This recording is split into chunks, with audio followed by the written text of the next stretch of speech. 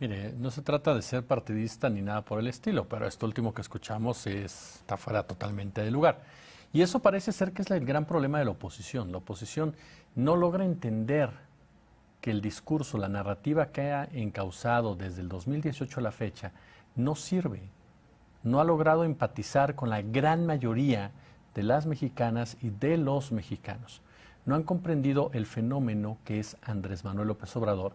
Y me refiero al término fenómeno no con una intención de vanagloriar, ni mucho menos, sino realmente, primero por el nivel de popularidad que ha alcanzado, segundo por el respaldo con el que llegó a la presidencia de la República. Eso tendría que ser motivo de estudio por parte de la oposición. Entender por qué 30 millones de mexicanas y de mexicanos decidieron votar por una persona, aun cuando eran 3 candidatos los que estaban disputándose la elección presidencial. Porque el PRI ha ido perdiendo tantas gubernaturas y tantas elecciones de manera continua. Porque el Partido Acción Nacional solo ha podido mantener los estados, las entidades que ya tenía en su poder, pero no ha tenido un avance sustancial.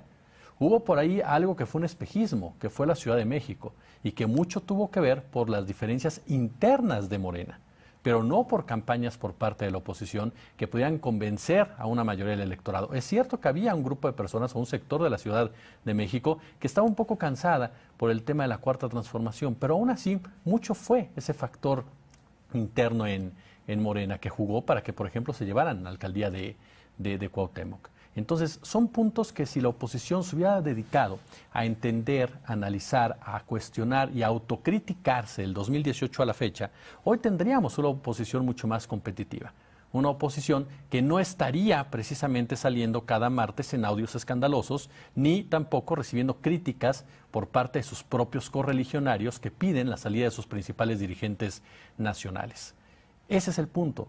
Porque por cuestiones democráticas y para consolidar una verdadera democracia se necesita una oposición sólida, pero una oposición inteligente, una oposición que huela a calle, una oposición que sepa de qué está hablando, que conozca México, que conozca los mexicanos.